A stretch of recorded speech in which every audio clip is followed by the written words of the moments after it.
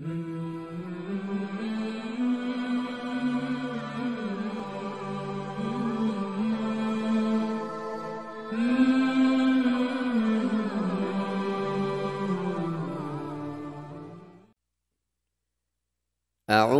بالله من الشيطان الرجيم. بسم الله الرحمن الرحيم. يا أيها الناس اتقوا ربكم الذي خلقكم من نفس واحدة وخلق منها زوجها وبث منهما رجالا كثيرا ونساء واتقوا الله الذي تساءلون به والأرحام إن الله كان عليكم رقيبا. وآتوا اليتامى أموالهم ولا تتبدلوا الخبيث بالطيب ولا تأكلوا أموالهم إلى أموالكم إنه كان حوبا كبيرا. وإن خفتم ألا تقسطوا في اليتامى فانكحوا ما طاب لكم من النساء مثنى وثلاث ورباع. فإن خفتم ألا تعدلوا فواحدة أو ما ملكت أيمانكم ذلك أدنى ألا تعولوا. وآتوا النساء صدقاتهن نحلة فإن طبن لكم عن شيء منه نفسا فكلوه هنيئا مريئا. ولا تؤتوا السفهاء أموالكم التي جعل الله لكم قياما وارزقوهم فيها واكسوهم وقولوا لهم قولا معروفا. وابتلوا اليتامى حتى إذا بلغوا النكاح فإن آنستم منهم رشدا فادفعوا إليهم أموالهم ولا تأكلوها إسرافا وبدارا أن يكبروا. ومن كان غنيا فليستعفف ومن كان فقيرا فليأكل بالمعروف. فإذا دفعتم إليهم أموالهم فأشهدوا عليهم وكفى بالله حسيبا. للرجال نصيب مما ترك الوالدان والأقربون وللنساء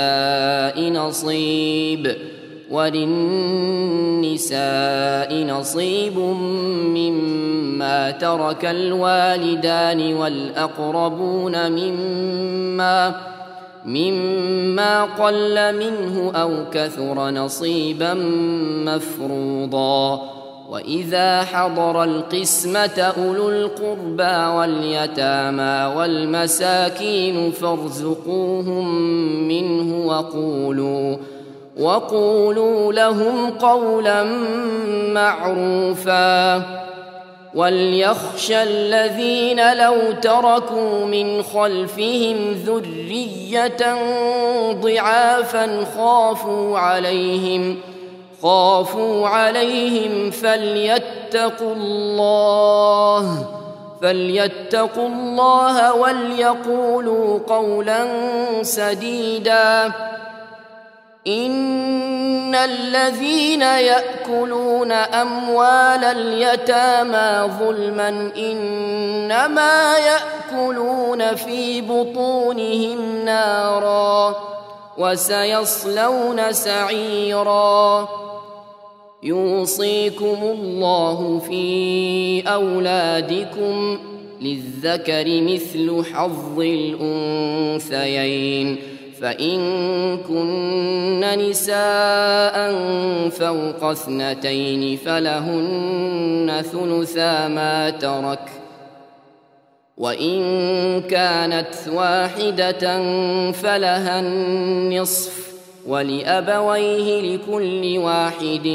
منهما السدس مما ترك إن كان له ولد فإن لم يكن له ولد وورثه أبواه فلأمه الثلث فإن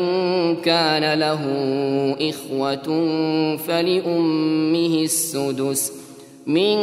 بعد وصية يوصي بها أو دين آباؤكم وأبناؤكم لا تدرون أيهم أقرب لكم نفعا فريضة من الله إن الله كان عليما حكيما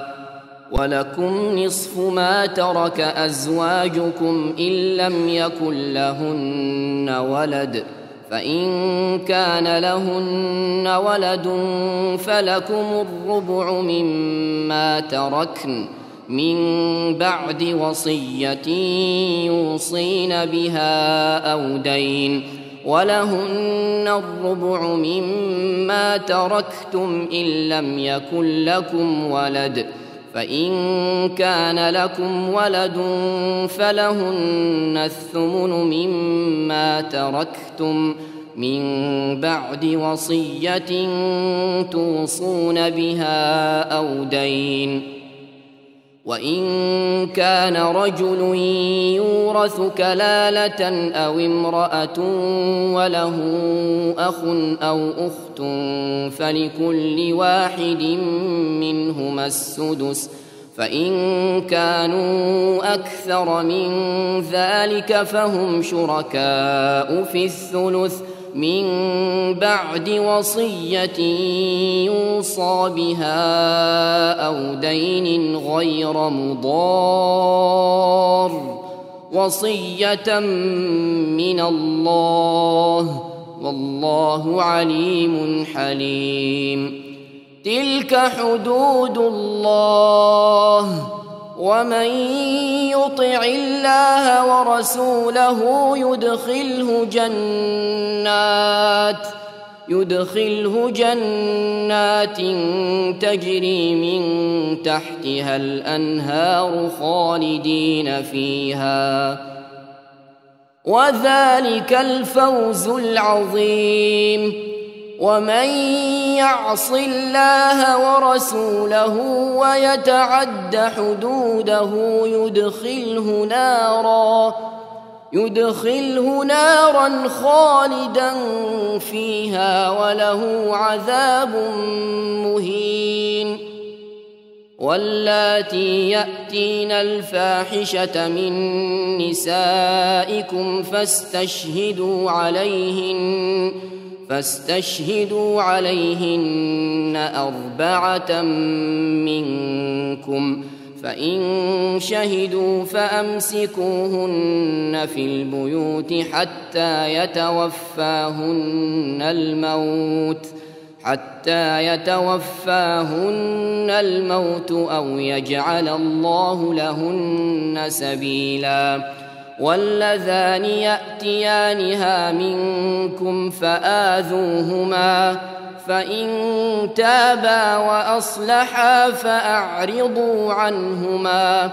إن الله كان توابا رحيما إنما التوبة على الله للذين يعملون السوء بجهالة ثم يتوبون من قريب فأولئك يتوب الله عليهم وكان الله عليما حكيما وليست التوبة للذين يعملون السيئات حتى إذا حضر أحدهم الموت قال إني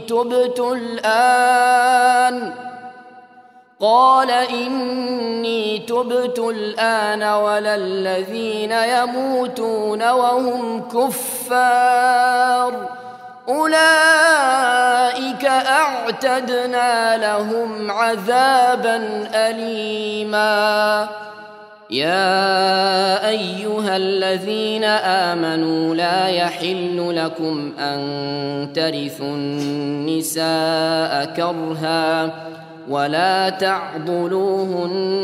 لتذهبوا ببعض ما آتيتموهن إلا أن يأتين بفاحشة مبينة وعاشروهن بالمعروف فإن كرهتموهن فعسى أن تكرهوا شيئا ويجعل الله فيه خيرا كثيرا. وإن أردتم استبدال زوج مكان زوج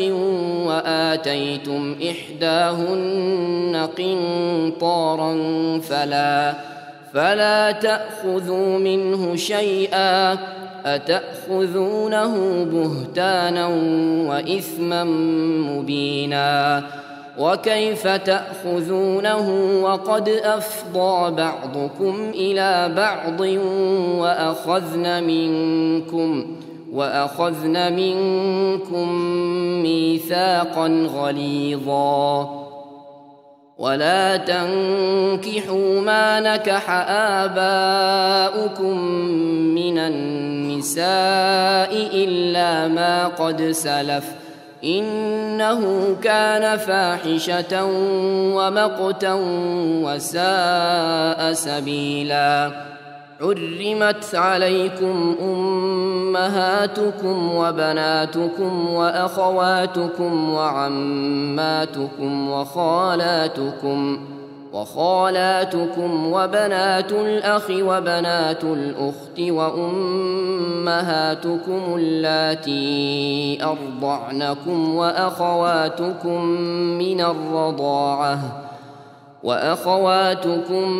من الرضاعة وأمهات نسائكم وربائبكم اللاتي في حجوركم من نسائكم اللاتي دخلتم بهن فإن لم تكونوا دخلتم بهن فلا جناح عليكم وحلائل أبنائكم الذين من أصلابكم وأن تجمعوا بين الأختين إلا ما قد سلف إن الله كان غفورا رحيما. والمحصنات من النساء إلا ما ملكت أيمانكم كتاب الله عليكم. وأحل لكم ما وراء ذلكم أن تبتغوا بأموالكم محصنين غير مسافحين فما استمتعتم به منهن فآتوهن أجورهن فريضة ولا جناح عليكم فيما تراضيتم به من بعد الفريضة إن الله كان عليما حكيما. ومن لم يستطع منكم طولا أن ينكح المحصنات المؤمنات فمما ملكت أيمانكم من فتياتكم المؤمنات والله أعلم بإيمانكم بعضكم من بعض فانكحوهن بإذن أهلهن وآتوهن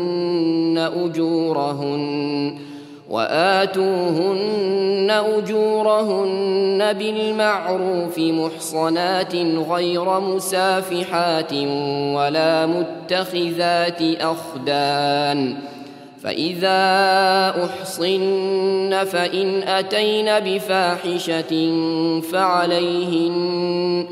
فعليهن نصف ما على المحصنات من العذاب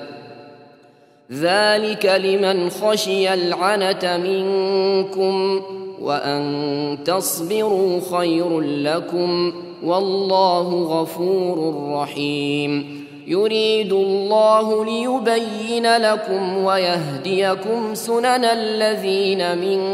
قبلكم ويتوب عليكم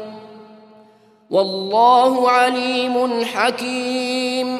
والله يريد أن يتوب عليكم ويريد الذين يتبعون الشهوات أن تميلوا ميلا عظيما يريد الله أن يخفف عنكم وخلق الإنسان ضعيفا يا أيها الذين آمنوا لا تأكلوا أموالكم بينكم بالباطل إلا أن تكون تجارة عن تراض منكم ولا تقتلوا أنفسكم إن الله كان بكم رحيما ومن يفعل ذلك عدوانا وظلما فسوف نصليه نارا وكان ذلك على الله يسيرا إن تجتنبوا كبائر ما تنهون عنه نكفر عنكم سيئاتكم وندخلكم مدخلا كريما ولا تتمنوا ما فضل الله به بعضكم على بعض للرجال نصيب مما اكتسبوا وللنساء نصيب مما اكتسبن واسألوا الله من فضله إن الله كان بكل شيء عليما ولكل جعلنا موالي مما ترك الوالدان والأقربون والذين عقدت أيمانكم فآتوهم نصيبهم إن الله كان على كل شيء شهيدا الرجال قوامون على النساء بما فضل الله بعضهم على بعض وبما أنفقوا من أموالهم فالصالحات قانتات حافظات للغيب بما حفظ الله واللاتي تخافون نشوزهن فعظوهن واهجروهن في المضاجع واضربوهن فإن أطعنكم فلا تبغوا عليهن سبيلا إن الله كان عليا كبيرا وإن خفتم شقاق بينهما فابعثوا حكما من أهله وحكما من أهلها إن يريدا إصلاحا يوفق الله بينهما إن الله كان عليما خبيرا واعبدوا الله ولا تشركوا به شيئا وبالوالدين إحسانا وبذي القربى واليتامى والمساكين والجار ذي القربى والجار الجنب والصاحب بالجنب وابن السبيل وما ملكت أيمانكم إن الله لا يحب من كان مختالا فخورا الذين يبخلون ويأمرون الناس بالبخل ويكتمون ما آتاهم الله من فضله وأعتدنا للكافرين عذابا مهينا والذين ينفقون أموالهم رئاء الناس ولا يؤمنون بالله ولا باليوم الآخر ومن يكن الشيطان له قرينا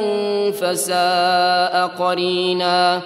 وماذا عليهم لو آمنوا بالله واليوم الآخر وأنفقوا مما رزقهم الله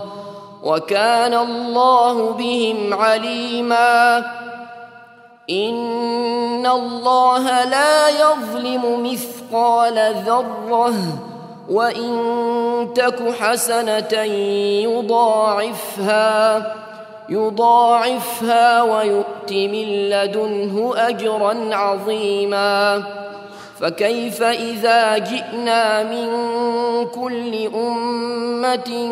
بشهيد وجئنا بك على هؤلاء شهيدا يومئذ يود الذين كفروا وعصوا الرسول لو تسوى بهم الأرض ولا يكتمون الله حديثا يا أيها الذين آمنوا لا تقربوا الصلاة وأنتم سكارى حتى تعلموا ما تقولون ولا جنبا إلا عابري سبيل حتى تغتسلوا وإن كنتم مرضى أو على سفر أو جاء أحد منكم من الغائط أو لامستم النساء فلم تجدوا ماء فتيمموا صعيدا طيبا فامسحوا بوجوهكم وأيديكم إن الله كان عفوا غفورا ألم تر إلى الذين أوتوا نصيبا من الكتاب يشترون الضلالة ويريدون أن تضلوا السبيل والله أعلم بأعدائكم وكفى بالله وليا وكفى بالله نصيرا من الذين هادوا يحرفون الكلم عن مواضعه ويقولون سمعنا وعصينا واسمع غير مسمع وراعنا ليا بألسنتهم وطعنا في الدين ولو أنهم قالوا سمعنا وأطعنا واسمع وانظرنا لكان خيرا لهم وأقوم ولكن لعنهم الله بكفرهم فلا يؤمنون إلا قليلا يا أيها الذين أوتوا الكتاب آمنوا بما نزلنا مصدقا لما معكم من قبل أن نطمس وجوها فنردها على أدبارها أو نلعنهم كما لعنا أصحاب السبت وكان أمر الله مفعولا إن الله لا يغفر أن يشرك به ويغفر ما دون ذلك لمن يشاء ومن يشرك بالله فقد افترى إثما عظيما ألم تر إلى الذين يزكون أنفسهم بل الله يزكي من يشاء ولا يظلمون فتيلا انظر كيف يفترون على الله الكذب وكفى به إثما مبينا ألم تر إلى الذين أوتوا نصيبا من الكتاب يؤمنون بالجبت والطاغوت ويقولون للذين كفروا هؤلاء أهدى من الذين آمنوا سبيلا أولئك الذين لعنهم الله ومن يلعن الله فلن تجد له نصيرا أم لهم نصيب من الملك فإذا لا يؤتون الناس نقيرا أم يحسدون الناس على ما آتاهم الله من فضله فقد آتينا آل إبراهيم الكتاب والحكمة وآتيناهم ملكا عظيما فمنهم من آمن به ومنهم من صد عنه وكفى بجهنم سعيرا إن الذين كفروا بآياتنا سوف نصليهم نارا كلما نضجت جلودهم بدلناهم جلودا غيرها ليذوقوا العذاب إن الله كان عزيزا حكيما والذين آمنوا وعملوا الصالحات سندخلهم جنات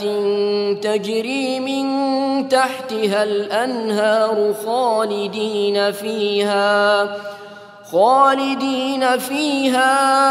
أبدا لهم فيها أزواج مطهرة وندخلهم ظلا ظليلا إن الله يأمركم أن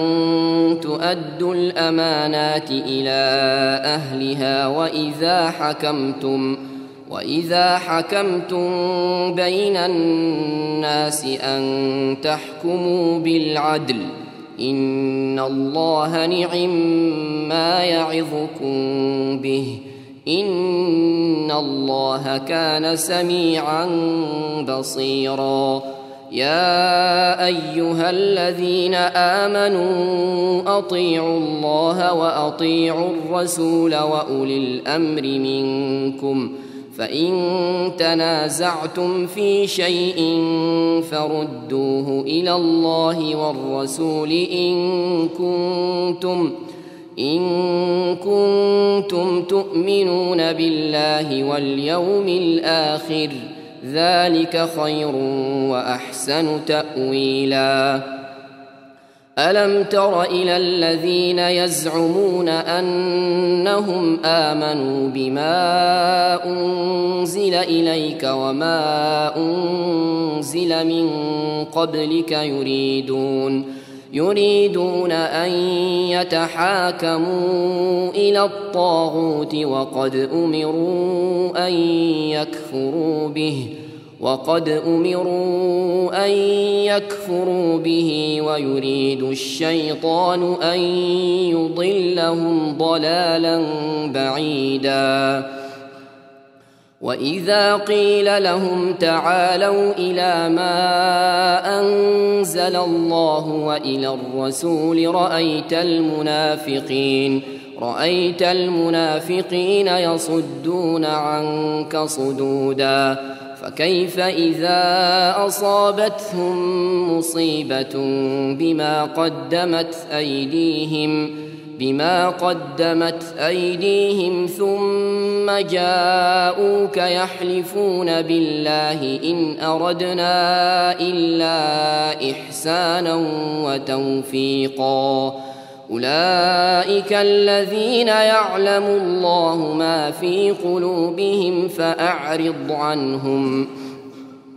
فأعرض عنهم وعظهم وقل لهم في أنفسهم قولا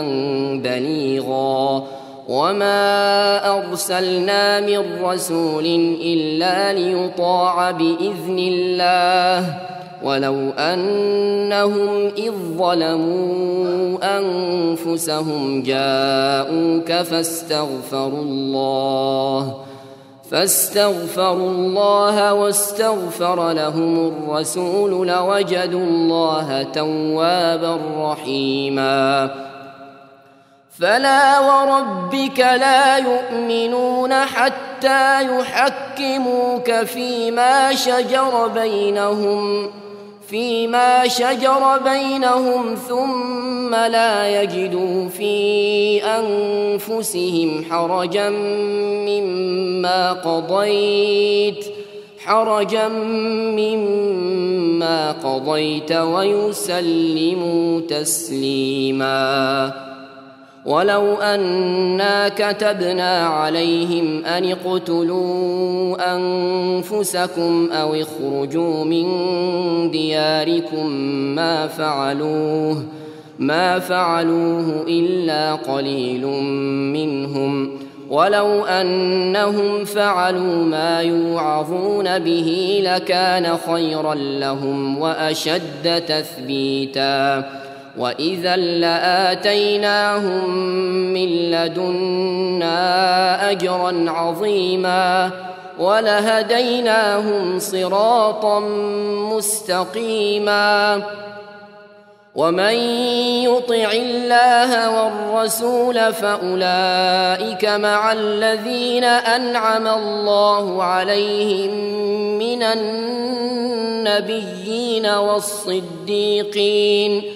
والصديقين والشهداء والصالحين وحسن أولئك رفيقا ذلك الفضل من الله وكفى بالله عليما يا أيها الذين آمنوا خذوا حذركم فانفروا ثبات أو انفروا جميعا وإن منكم لمن ليبطئن فإن أصابتكم مصيبة قال قد أنعم الله علي إذ لم أكن معهم شهيدا ولئن أصابكم فضل من الله ليقولن كأن لم تكن بينكم وبينه مودة يا ليتني كنت معهم فأفوز فوزا عظيما فليقاتل في سبيل الله الذين يشرون الحياة الدنيا بالآخرة ومن يقاتل في سبيل الله فيقتل أو يغلب فسوف نؤتيه أجرا عظيما وما لكم لا تقاتلون في سبيل الله والمستضعفين من الرجال والنساء والولدان الذين يقولون ربنا أخرجنا من هذه القرية الظالم أهلها واجعل لنا من لدنك وليا واجعل لنا من لدنك نصيرا الذين آمنوا يقاتلون في سبيل الله والذين كفروا يقاتلون في سبيل الطاغوت فقاتلوا أولياء الشيطان إن كيد الشيطان كان ضعيفا ألم تر إلى الذين قيل لهم كفوا أيديكم وأقيموا الصلاة وآتوا الزكاة فلما كتب عليهم القتال إذا فريق منهم يخشون الناس كخشية الله أو أشد خشية وقالوا ربنا لم كتبت علينا القتال لولا أخرتنا إلى أجل قريب قل متاع الدنيا قليل والآخرة خير لمن اتقى ولا تظلمون فتيلا أينما تكونوا يدرككم الموت ولو كنتم في بروج مشيدة وإن تصبهم حسنة يقولوا هذه من عند الله وإن تصبهم سيئة يقولوا هذه من عندك قل كل من عند الله فما لهؤلاء القوم لا يكادون يفقهون حديثا ما أصابك من حسنة فمن الله وما أصابك من سيئة فمن نفسك وأرسلناك للناس رسولا وكفى بالله شهيدا من يطع الرسول فقد أطاع الله ومن تولى فما أرسلناك عليهم حفيظا ويقولون طاعة فإذا برزوا من عندك بيت طائفة منهم غير الذي تقول والله يكتب ما يبيتون فأعرض عنهم وتوكل على الله وكفى بالله وكيلا أفلا يتدبرون القرآن ولو كان من عند غير الله لوجدوا فيه اختلافا كثيرا وإذا جاءهم أمر من الأمن أو الخوف أذاعوا به ولو ردوه إلى الرسول وإلى أولي الأمر منهم لعلمه الذين يستنبطونه منهم ولولا فضل الله عليكم ورحمته لاتبعتم الشيطان إلا قليلا فقاتل في سبيل الله لا تكلف إلا نفسك وحرض المؤمنين عسى الله أن يكف بأس الذين كفروا والله أشد بأسا وأشد تنكيلا من يشفع شفاعة حسنة يكن له نصيب منها ومن يشفع شفاعة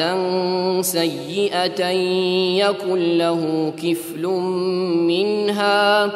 وكان الله على كل شيء مقيتا وإذا حييتم بتحية فحيوا بأحسن منها أو ردوها إن الله كان على كل شيء حسيبا الله لا إله إلا هو ليجمعنكم إلى يوم القيامة لا ريب فيه ومن أصدق من الله حديثا. فما لكم في المنافقين فئتين والله أركسهم بما كسبوا أتريدون أن تهدوا من أضل الله ومن يضلل الله فلن تجد له سبيلا. ودوا لو تكفرون كما كفروا فتكونون سواء فلا تتخذوا منهم أولياء حتى يهاجروا في سبيل الله فإن تولوا فخذوهم واقتلوهم حيث وجدتموهم ولا تتخذوا منهم وليا ولا نصيرا إلا الذين يصلون إلى قوم بينكم وبينهم ميثاق أو جاءوكم حصرت صدورهم أن يقاتلوكم أو يقاتلوا قومهم ولو شاء الله لسلطهم عليكم فلقاتلوكم فإن اعتزلوكم فلم يقاتلوكم وألقوا إليكم السلم فما جعل الله لكم عليهم سبيلا. ستجدون آخرين يريدون أن يأمنوكم ويأمنوا قومهم كلما ردوا إلى الفتنة أركسوا فيها فإن لم يعتزلوكم ويلقوا إليكم السلم ويكفوا أيديهم فخذوهم واقتلوهم حيث ثقفتموهم وأولئكم جعلنا لكم عليهم سلطانا مبينا. وما كان لمؤمن أن يقتل مؤمنا إلا خطأ ومن قتل مؤمنا خطأ فتحرير رقبة مؤمنة ودية مسلمة إلى أهله إلا أن يصدقوا فإن كان من قوم عدو لكم وهو مؤمن فتحرير رقبة مؤمنة وإن كان من قوم بينكم وبينهم ميثاق فدية مسلمة إلى أهله وتحرير رقبة مؤمنة فمن لم يجد فصيام شهرين متتابعين توبة من الله وكان الله عليما حكيما. ومن يقتل مؤمنا متعمدا فجزاؤه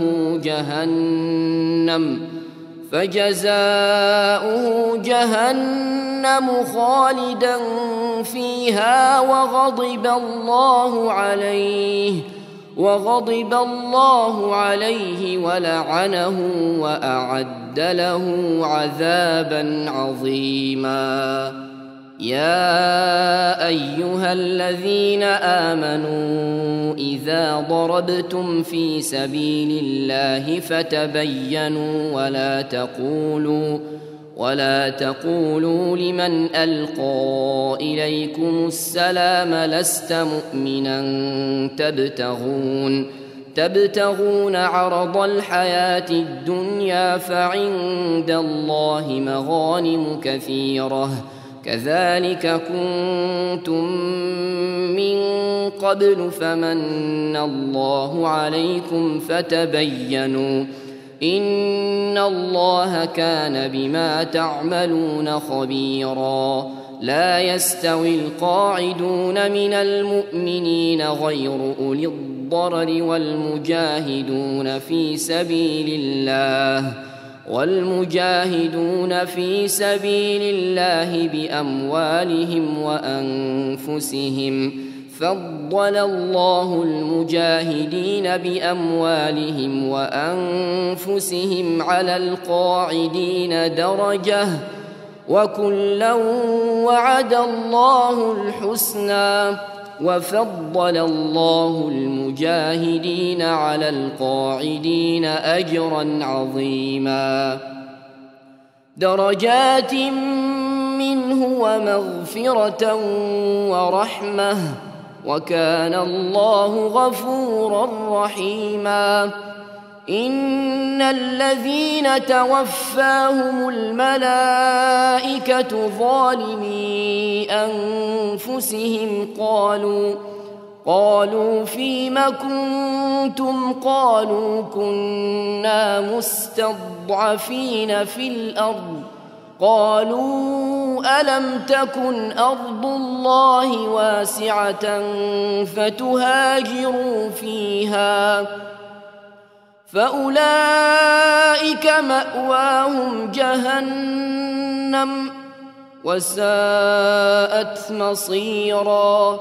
إلا المستضعفين من الرجال والنساء والولدان لا يستطيعون حيلة ولا يهتدون سبيلا فأولئك عسى الله أن يعفو عنهم وكان الله عفوا غفورا ومن يهاجر في سبيل الله يجد في الأرض مراغما كثيرا وسعة ومن يخرج من بيته مهاجرا إلى الله ورسوله ثم يدركه الموت فقد وقع أجره على الله وكان الله غفورا رحيما وإذا ضربتم في الأرض فليس عليكم جناح أن تقصروا من الصلاة إن خفتم أن يفتنكم الذين كفروا إن الكافرين كانوا لكم عدوا مبينا وإذا كنت فيهم فأقمت لهم الصلاة فلتقم طائفة منهم معك وليأخذوا أسلحتهم فإذا سجدوا فليكونوا من ورائكم ولتأت طائفة أخرى لم يصلوا فليصلوا معك وليأخذوا حذرهم وأسلحتهم ود الذين كفروا لو تغفلون عن أسلحتكم وأمتعتكم فيميلون عليكم ميلة واحدة ولا جناح عليكم إن كان بكم أذى من مطر أو كنتم مرضى أن تضعوا أسلحتكم وخذوا حذركم إن الله أعد للكافرين عذابا مهينا فإذا قضيتم الصلاة فاذكروا الله قياما وقعودا وعلى جنوبكم فإذا اطمأننتم فأقيموا الصلاة إن الصلاة كانت على المؤمنين كتابا موقوتا ولا تهنوا في ابتغاء القوم إن تكونوا تألمون فإنهم يألمون كما تألمون وترجون من الله ما لا يرجون وكان الله عليما حكيما إنا أنزلنا إليك الكتاب بالحق لتحكم بين الناس بما أراك الله ولا تكن للخائنين خصيما واستغفر الله إن الله كان غفورا رحيما. ولا تجادل عن الذين يختانون أنفسهم إن الله لا يحب من كان خوانا أثيما. يستخفون من الناس ولا يستخفون من الله وهو معهم إذ يبيتون ما لا يرضى من القول وكان الله بما يعملون محيطا. ها أنتم هؤلاء جادلتم عنهم في الحياة الدنيا فمن يجادل الله عنهم يوم القيامة أم من يكون عليهم وكيلا. ومن يعمل سوءا أو يظلم نفسه ثم يستغفر الله يجد الله غفورا رحيما. ومن يكسب إثما فإنما يكسبه على نفسه وكان الله عليما حكيما. ومن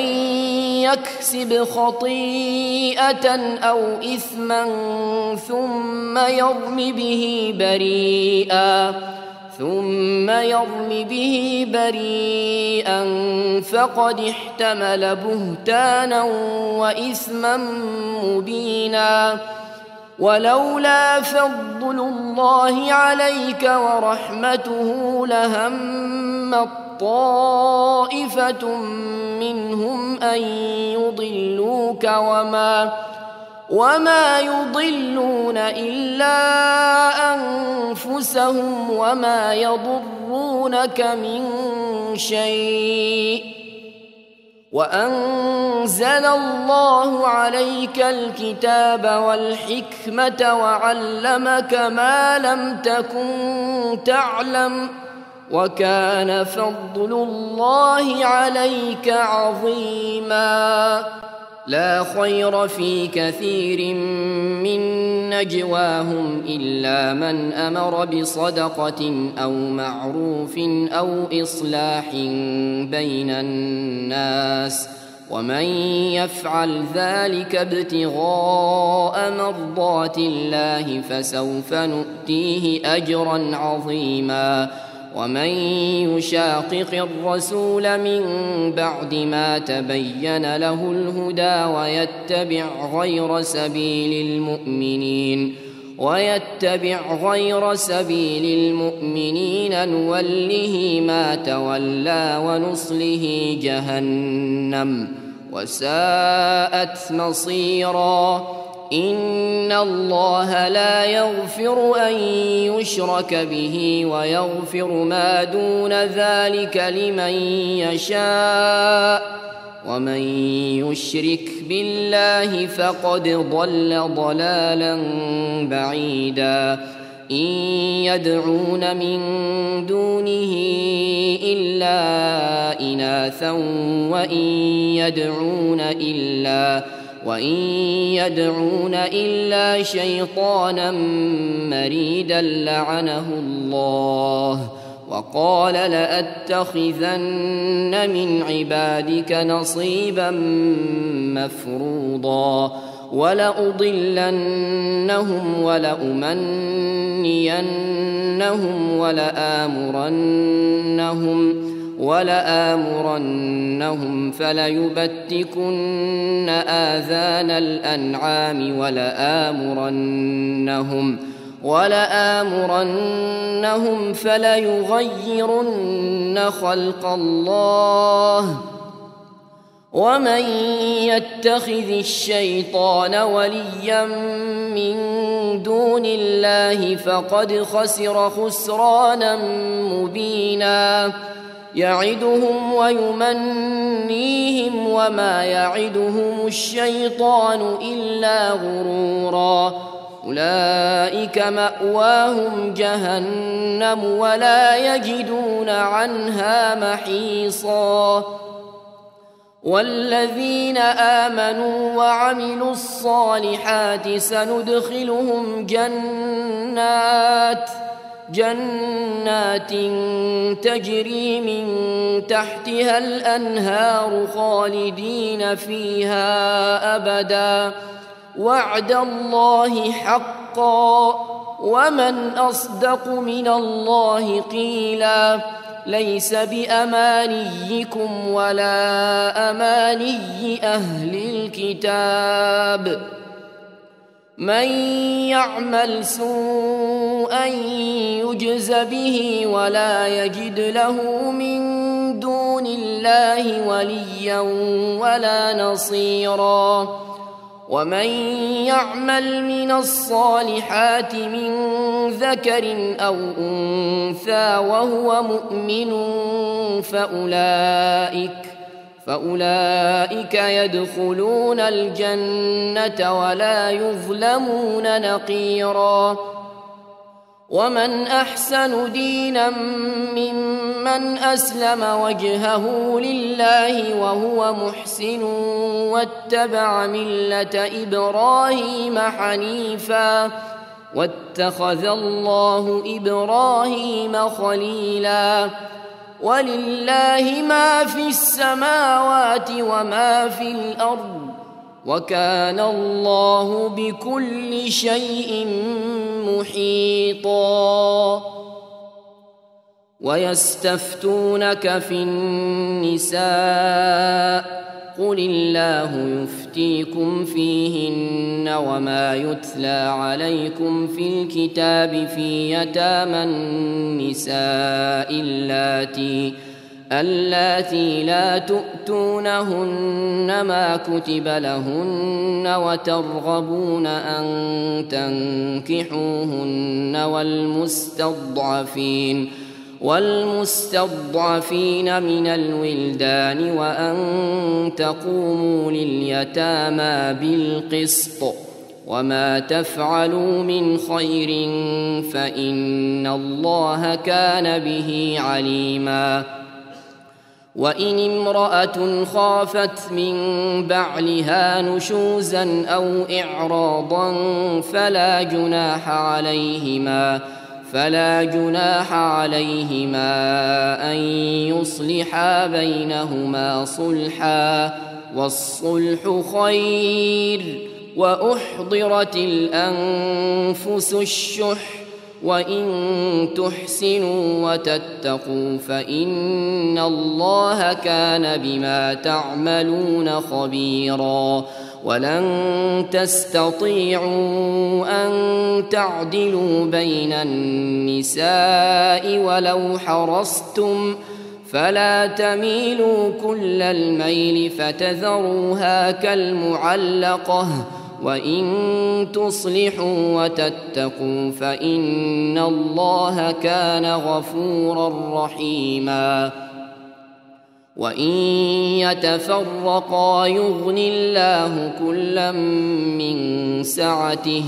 وكان الله واسعا حكيما ولله ما في السماوات وما في الأرض ولقد وصينا الذين أوتوا الكتاب من قبلكم وإياكم أن اتقوا الله وإن تكفروا فإن لله ما في السماوات وما في الأرض وكان الله غنيا حميدا ولله ما في السماوات وما في الأرض وكفى بالله وكيلا إن يشأ يذهبكم أيها الناس ويأت بآخرين وكان الله على ذلك قديرا من كان يريد ثواب الدنيا فعند الله ثواب الدنيا والآخرة وكان الله سميعا بصيرا يا أيها الذين آمنوا كونوا قوامين بالقسط شهداء لله ولو على أنفسكم أو الوالدين والأقربين إن يكن غنيا أو فقيرا فالله أولى بهما فلا تتبعوا الهوى أن تعدلوا وإن تلووا أو تعرضوا فإن الله كان بما تعملون خبيرا. يا أيها الذين آمنوا بالله ورسوله والكتاب الذي نزل على رسوله والكتاب الذي أنزل من قبل ومن يكفر بالله وملائكته وكتبه ورسله واليوم الآخر فقد ضل ضلالا بعيدا. إن الذين آمنوا ثم كفروا ثم آمنوا ثم كفروا ثم ازدادوا كفرا لم يكن الله ليغفر لهم ولا ليهديهم سبيلا. بشر المنافقين بأن لهم عذابا أليما. الذين يتخذون الكافرين أولياء من دون المؤمنين أيبتغون عندهم العزة فإن العزة لله جميعا. وقد نزل عليكم في الكتاب أن إذا سمعتم آيات الله يكفر بها ويستهزأ بها فلا تقعدوا معهم حتى يخوضوا في حديث غيره إنكم إذا مثلهم إن الله جامع المنافقين والكافرين في جهنم جميعا. الذين يتربصون بكم فإن كان لكم فتح من الله قالوا ألم نكن معكم وإن كان للكافرين نصيب قالوا ألم نستحوذ عليكم ونمنعكم من المؤمنين فالله يحكم بينكم يوم القيامة ولن يجعل الله للكافرين على المؤمنين سبيلا.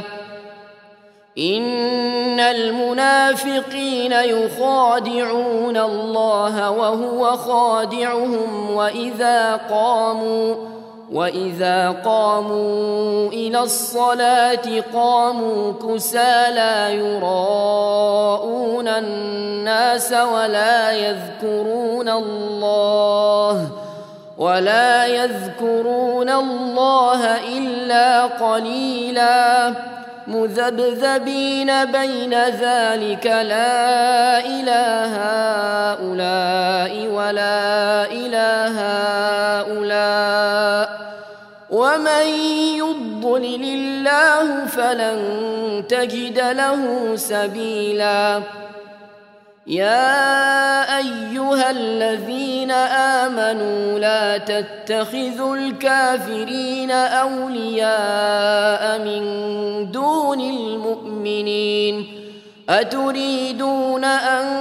تجعلوا لله عليكم سلطانا مبينا. إن المنافقين في الدرك الأسفل من النار ولن تجد لهم نصيرا. إلا الذين تابوا وأصلحوا واعتصموا بالله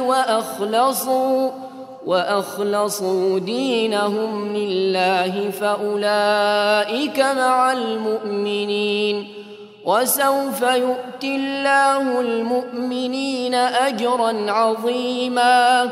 ما يفعل الله بعذابكم إن شكرتم وآمنتم، وكان الله شاكرا عليما. لا يحب الله الجهر بالسوء من القول إلا من ظلم، وكان الله سميعا عليما. إن تبدوا خيرا أو تخفوه أو تعفوا عن سوء فإن الله كان عفوا قديرا. إن الذين يكفرون بالله ورسله ويريدون أن يفرقوا بين الله ورسله ويقولون نؤمن ببعض ونكفر ببعض ويريدون أن يتخذوا بين ذلك سبيلا. أولئك هم الكافرون حقا، وأعتدنا للكافرين عذابا مهينا. والذين آمنوا بالله ورسله ولم يفرقوا بين أحد منهم أولئك سوف يؤتيهم أجورهم، وكان الله غفورا رحيما. يسألك أهل الكتاب أن تنزل عليهم كتابا من السماء، فقد سألوا موسى أكبر من ذلك فقالوا أرنا الله جهرة فأخذتهم الصاعقة بظلمهم، ثم اتخذوا العجل من بعد ما جاءتهم البينات فعفونا عن ذلك، وآتينا موسى سلطانا مبينا. ورفعنا فوقهم الطور بميثاقهم وقلنا لهم ادخلوا الباب سجدا وقلنا لهم لا تعدوا في السبت، وأخذنا منهم ميثاقا غليظا. فبما نقضهم ميثاقهم وكفرهم بآيات الله وقتلهم الأنبياء بغير حق وقولهم قلوبنا غلف، بل طبع الله عليها بكفرهم فلا يؤمنون إلا قليلا. وبكفرهم وقولهم على مريم بهتانا عظيما، وقولهم إنا قتلنا المسيح عيسى ابن مريم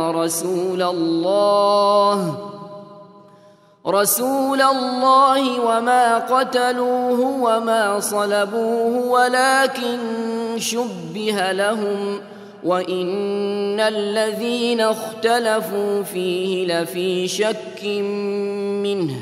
ما لهم به من علم إلا اتباع الظن، وما قتلوه يقينا، بل رفعه الله إليه، وكان الله عزيزا حكيما. وإن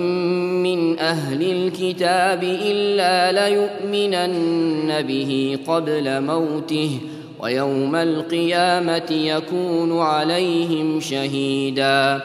فبظلم من الذين هادوا حرمنا عليهم طيبات أحلت لهم وبصدهم عن سبيل الله كثيرا، وأخذهم الربا وقد نهوا عنه وأكلهم أموال الناس بالباطل وأعتدنا للكافرين منهم عذابا أليما لكن الراسخون في العلم منهم والمؤمنون يؤمنون بما أنزل إليك وما أنزل من قبلك والمقيمين الصلاة والمؤتون الزكاة والمؤمنون بالله واليوم الآخر أولئك سنؤتيهم أجرا عظيما إنا أوحينا إليك كما أوحينا إلى نوح والنبيين من بعده وأوحينا إلى إبراهيم وإسماعيل وإسحاق ويعقوب والأسباط وعيسى وأيوب ويونس وهارون وسليمان وآتينا داود زبورا ورسلا قد قصصناهم عليك من قبل ورسلا لم نقصصهم عليك وكلم الله موسى تكليما رسلا مبشرين ومنذرين لئلا يكون للناس على الله حجة بعد الرسل وكان الله عزيزا حكيما لكن الله يشهد بما أنزل إليك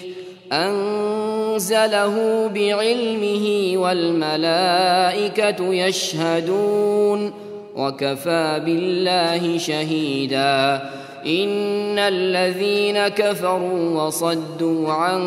سبيل الله قد ضلوا ضلالا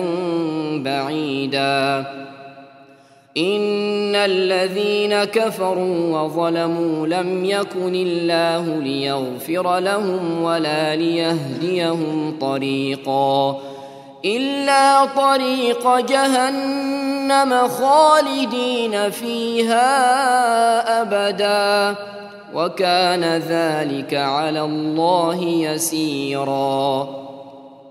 يا أيها الناس قد جاءكم الرسول بالحق من ربكم فآمنوا خيرا لكم وإن تكفروا فإن لله ما في السماوات والأرض وكان الله عليما حكيما يا أهل الكتاب لا تغلوا في دينكم ولا تقولوا على الله إلا الحق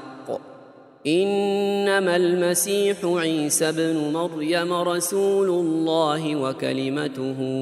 ألقاها إلى مريم وروح منه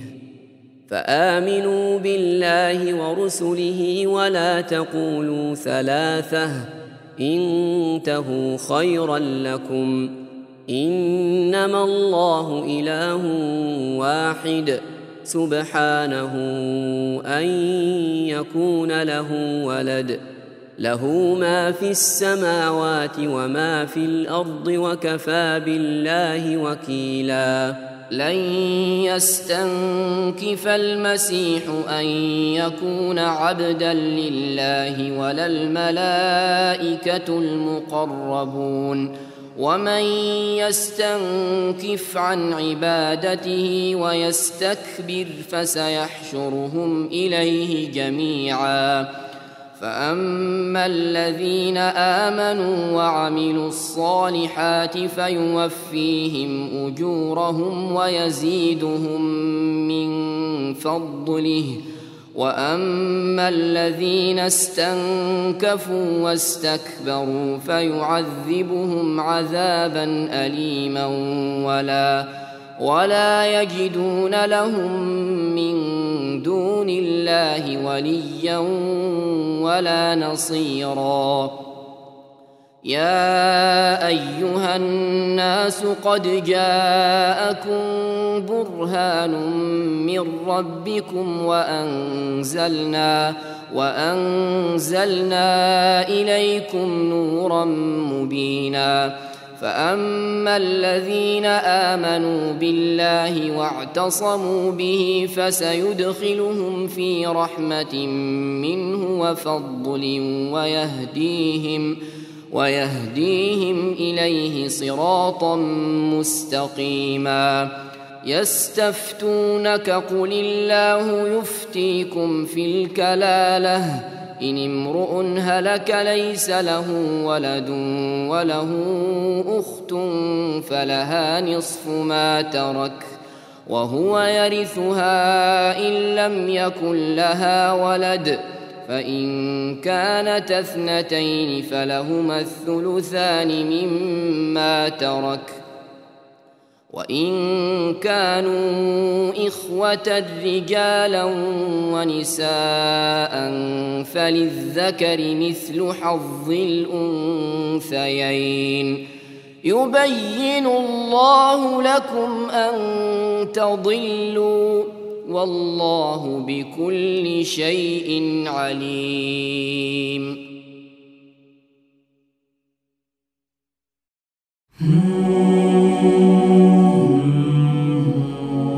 يا طيبة يا طيبة يا دوا العيانة اشتقنا لي والهوى نادانا والهوى نادانا